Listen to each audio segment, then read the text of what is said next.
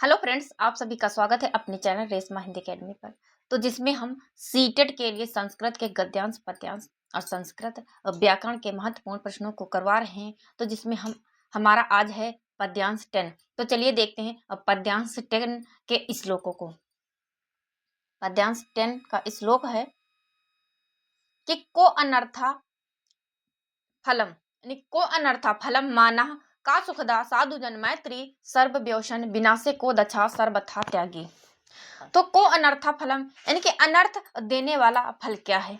अनर्थ देने वाला फल क्या है? माना यानी कि अहंकार है। क्या है? तो अहंकार। का सुखदा यानी कि सुख देने वाली क्या है? यानी कि सुखदा यानी सुख देने वाली क्या है? तो साधुजन मैत्री यानी कि सज्जनों की मित्रता। सज्जनों की मित्रता और सुख देने वाली है। फिर है कि सर्व व्योसन विनाशे को दच्छा। सर्व व्योसन विनाशे को दच्छा यानी कि सब कुछ नष्ट हो जाने पर कौन कुशल होता है? यानी कि सब कुछ नष्ट हो जाने पर कौन कुशल होता है? तो है सर्वथा त्यागी, यानी कि जो सर्वथा त्यागी होता है, यानी कि जो सर्वथा त्यागी होता है। किम मरणम मूर्खत्वम किम चानर्घम यदवसरे दत्तम आमरणातिकम तिक्कम आमरणांतिकम शल्यम प्रछन्नम यत् कृतम पापम। यानी किम मरणम यानी कि मृत्यु क्या है? किम मरणम यानी कि मृत्यु क्या है? तो मूर्खतम यानी कि मूर्खता। मृत्यु क्या है? तो मूर्खता। किम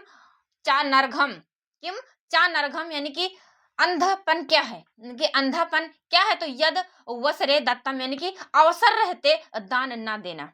अंधापन क्या है? तो अवसर रहते दान ना देना। आमरणांतिक शल्यम, तो आमरणांतिक शल्यम यानी कि जीवन भर चुभने वाला सूल क्या है? यानी कि जीवन भर चुभने वाला सूल क्या है? तो प्रछन्नम यत कृतम पापम यानी कि छिपा हुआ पाप। जीवन भर चुभने वाला सूल क्या है? तो छिपा हुआ पाप। अगला प्रश्न, अगला श्लोक है फिर है कस्य वसे प्राणी गड़ा। कस्य वसे प्राणी गड़ा।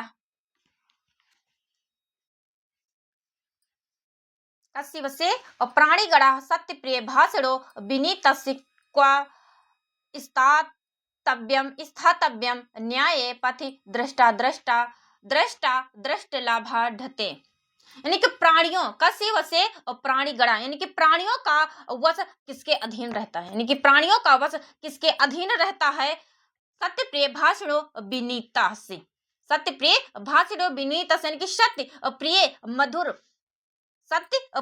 मधुर भाषी और विनीत व्यक्ति। यानी कि सत्य प्रिय यानी कि सत्य प्रिय भाषणो यानी कि मधुर भाषी विनीत यानी कि विनीत व्यक्ति। क्वात स्थातव्यम न्याय पथ दृष्टि लाभाढ़ते। फिर है कि वाणी क्या है? तो वाणी कैसी होनी चाहिए? वाणी कैसी होनी चाहिए? न्याय पथ दृष्ट लाभाढ़ते यानी कि न्याय के मार्ग पर दृढ़ और लाभकारी। न्याय के मार्ग पर दृढ़ और लाभकारी वाणी होनी चाहिए। यानी कि वाणी कैसी होनी चाहिए? तो न्याय के मार्ग पर दृढ़ और लाभकारी। फिर है को अंधा को अकार्यता को बधिरा यो हितानि सा न शृणोत को मूक या काले प्रियाणि वक्तुम न जानाते। फिर है को अंधा यानी कि अंधा कौन है? यो अकार्यत जो अनुचित कार्य में लगा रहता है। को बधिरा यानी कि बधिर कौन है? यो हितानि ना शृणोति यानी कि जो हित की बात नहीं सुनता है। फिर है को मूका यानी कि मूक कौन है? तो या काले प्रियाणि वक्तुम न जानाते जो समय पर प्रिय वचन नहीं बोल सकता वो मूक है। तो ये है हमारा श्लोक यानी कि पद्यांश 10। चलिए देखते हैं प्रश्नों को। तो साधुजन मैत्री कीदृशी यानी कि साधुजन की मित्रता कैसी होती है? ए है सुखदा, बी है विपदा, सी है शोकदा, फिर डी है सुखदा। तो साधुजन मैत्री कीदृशी, तो इसका सही आंसर है डी सुखदा। इसका सही आंसर है डी सुखदा। अगला प्रश्न है प्रश्न 2। प्रश्न 2 है मूर्खत्वम किम मन्यते शास्त्र विधि। ए है मरणम, बी पठनम, सी भवनम या फिर डी गमनम। तो मूर्खतम किम मनते शास्त्र विधि, तो इसका सही आंसर है ए मरणम। अगला प्रश्न है प्रश्न 3, प्राणिनः प्राणिना कस्य वशे गच्छन्ति। प्राणिना कस्य वशे गच्छन्ति, ए है विनीतस्य, बी है क्रोधस्य, सी है सत्यस्य और डी है असत्यस्य। असत्यस्य, तो प्राणिना कस्य वशे गच्छन्ति, तो इसका सही आंसर है ए विनीतस्य। क्या है, तो इसका सही आंसर है ए विनीतस्य। अगला प्रश्न है, ये प्रश्न अभी जो हमने श्लोक पढ़े हैं उन्हीं श्लोकों से ये प्रश्न बने हैं। प्रश्न 4 है कि बधिरा का भवति, यानी कि बहरा कौन है, कौन होता है। यह है यो हितानि न शृणोति, बी है यो न वदति, सी है यो न पश्यन्ति, डी है या किमपि न करोति, ना करोति। तो प्रश्न 4 का सही आंसर है बधिरा का भवति, इसका सही आंसर ए यो हितानि न शृणोति, यानी कि जो हित की बातें नहीं सुनता है। अगला प्रश्न है प्रश्न 5। प्रश्न 5 है का दक्षा अस्ति, कौन दक्षा का दक्षा अस्ति। ए है सत्यवादी, बी है सर्वथा त्यागी, सी है धर्मात्मा या फिर डी है असत्यवादी। तो प्रश्न 5 का सही आंसर है बी सर्वथा त्यागी, इसका सही आंसर है बी सर्वथा त्यागी।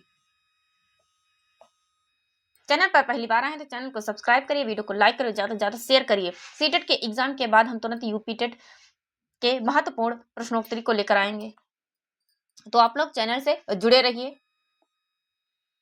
प्रश्न 6 है कि टर्मन मत्यानुसारेण विशिष्ट बालक से विशेषता, यानी कि टर्मन के मत के अनुसार, यानी कि टर्मन के अनुसार विशिष्ट बालक की विशेषता है। ए है शरीर उत्तम शारीरिक विकासा, बी है शैक्षिक विकासा, सी है बौद्धिक विकासा, फिर डी है एतेसुना।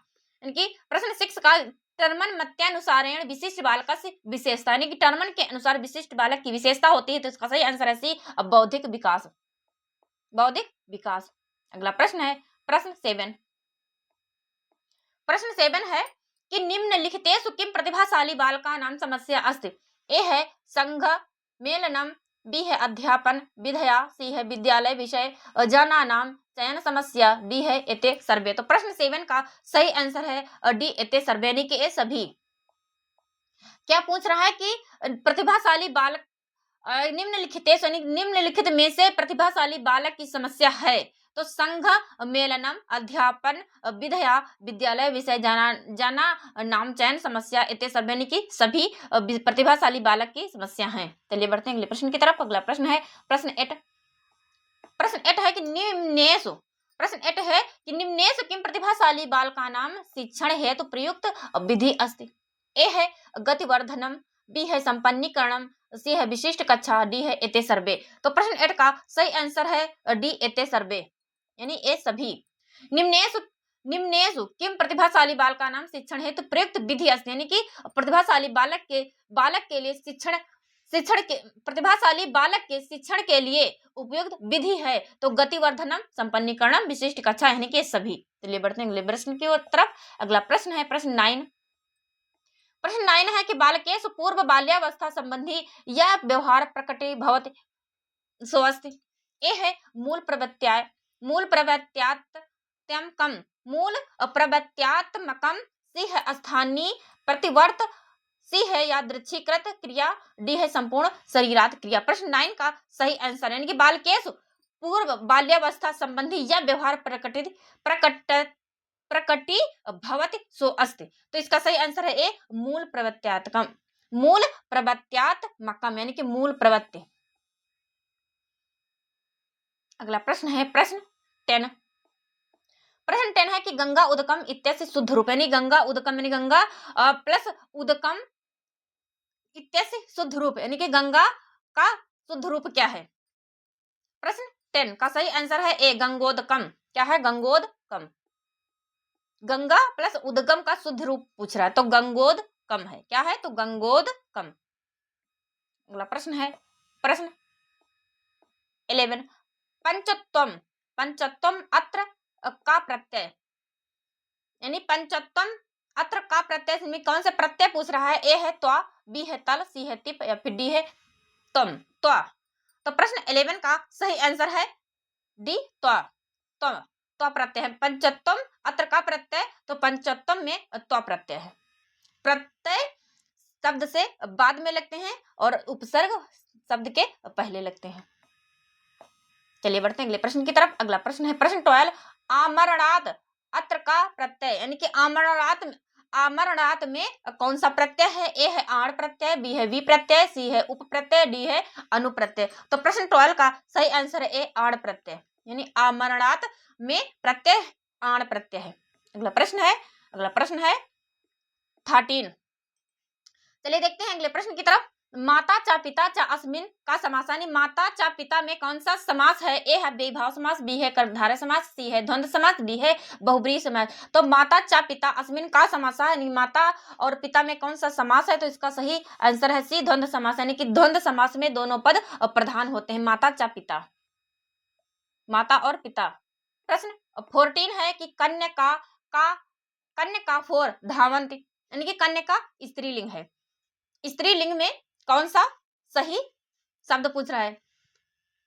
ए है चत्वारः, बी है चत्वार, सी है चतुर्णाम, डी है चतुरसः। तो प्रश्न 14 का सही आंसर है डी चतुरसः, यानी कि स्त्रीलिंग में पूछ रहा है। कन्या फोर धावन्ते, तो स्त्रीलिंग में पूछ रहा है, स्त्रीलिंग। तो इसका सही आंसर है डी चतुरसः। चलिए बढ़ते हैं अगले प्रश्न की तरफ। अगला प्रश्न है प्रश्न 15, देवदत्तेन ग्रामः गम्यते इत्यस्य कर्तुवाच्यं किमस्ति? ए है देवदत्तः ग्रामेण गच्छते, बी है देवदत्तेन ग्रामो गच्छतः, सी है देवदत्तः ग्रामं गच्छन्ति, सी है देवदत्तः ग्रामाणि गमिष्यति। तो देवदत्तेन ग्रामः गम्यते जैसे कर्तुवाच, यानी कर्तृवाच में पूछ रहा है कि कर्तृवाच में वाक्य है। प्रश्न 15 का सही आंसर है सी देवदत्तः ग्रामं गच्छन्ति, यानी कि देवदत्त ग्राम जाएगा, यानी कि जा रहा, सॉरी, देवदत्त ग्रामं गच्छन्ति, यानी कि देवदत्त ग्राम गांव को जा रहा है। इसका सही आंसर है सी देवदत्ता ग्रामं गच्छति। गच्छति है ये ना, नहीं लगेगा, गच्छति है ये, गच्छति, देवदत्ता ग्रामम गच्छते। तो ये थी हमारी आज की क्लास। उम्मीद है आप लोगों को पसंद आएगी। चैनल पर पहली बार आए तो चैनल को सब्सक्राइब करिए, वीडियो को लाइक करिए और ज्यादा से ज्यादा शेयर करिए। तो चलिए मिलते हैं एक नए वीडियो लेक्चर के साथ। अगला हमारा टॉपिक होगा गद्यांश। चलिए मिलते हैं। Thank you.